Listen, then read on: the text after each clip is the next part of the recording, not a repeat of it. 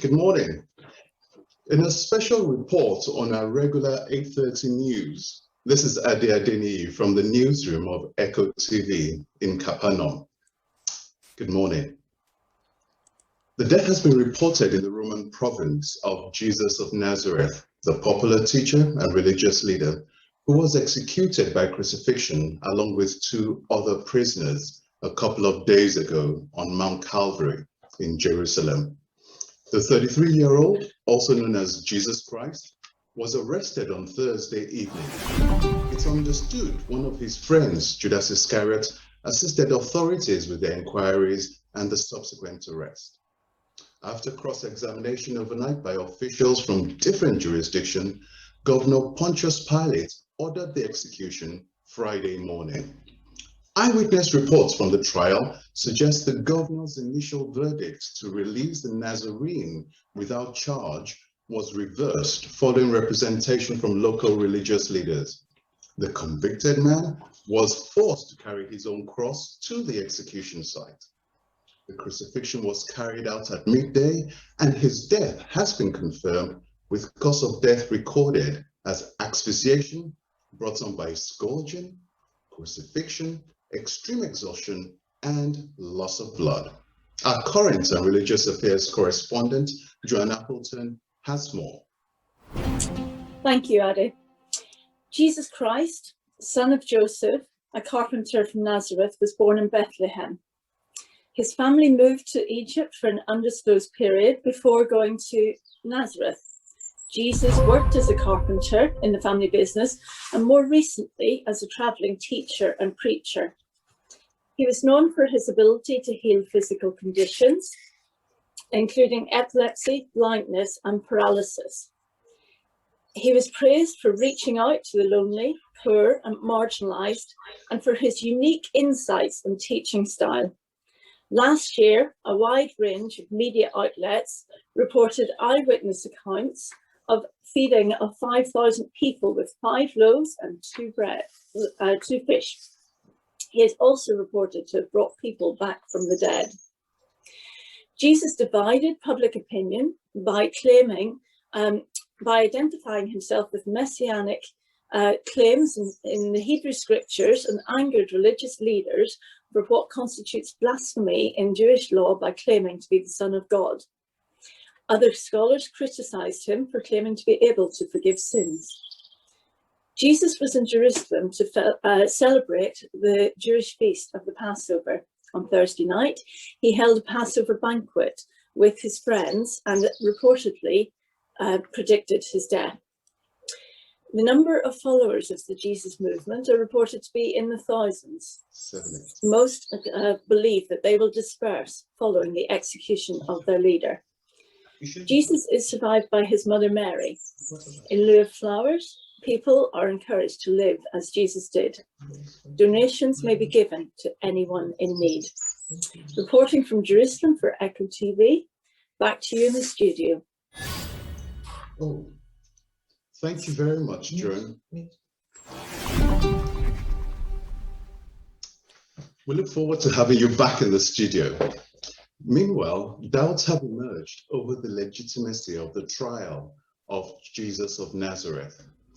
A member of the Jewish Council claims that proper procedures were circumvented by holding court proceedings at night.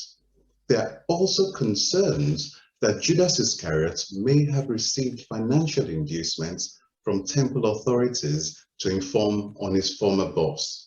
In a dramatic twist of events, the body of a man believed to be Mr. Iscariot has been found today in a field close to Jerusalem. Police are not looking for further witnesses. It is thought that Mr. Iscariot's untimely death could hamper inquiries into allegations of bribery. The body of Jesus was removed to a stone grave near Calvary, donated by Joseph of Arimathea, who was a friend of the family.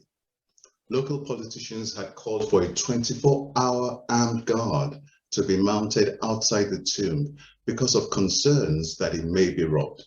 It is understood that Governor Pontius Pilate had consented to these security measures. This would seem to be the end of this movement and the close of the story. In other stories about results of the inquiry into the tower that collapsed, killing 18 people in Siloam, a neighborhood south of Jerusalem, the findings suggest that, oh, excuse me, viewers, I'm just receiving some breaking news. There are unconfirmed reports of the body of Jesus going missing in Jerusalem at the tomb today. This is hard to believe in the presence of armed soldiers at the site, with a seal placed to prevent this possibility. In addition, there was a large rock placed across it. Wow. This appears to be an evolving story, viewers, and as always, Echo TV wants to be the first echo of the news directly from the sources. Please excuse me, just really. Oh. The producer is already in the process of sending our correspondent, Joe, to investigate, and we will sadly interrupt our transmission to allow time for her to file a report. I anticipate we'll be hooking up to her on site when she's able to file a report. Apologies, viewers, but this is really a rapidly developing story. Please stay tuned where we'll take a commercial break.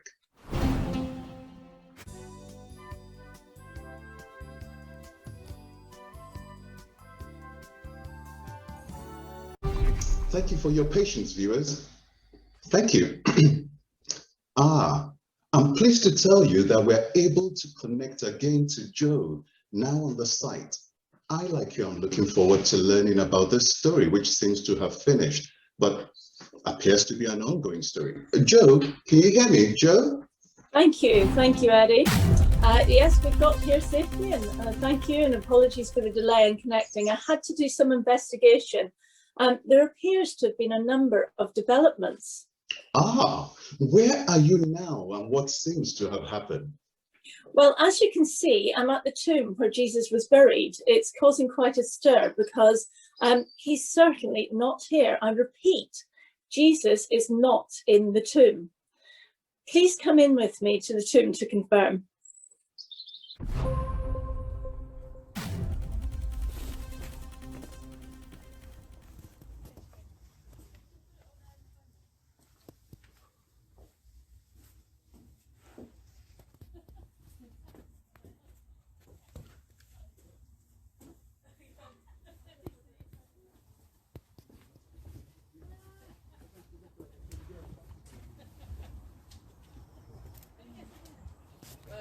The stone has been rolled away and there's no one inside.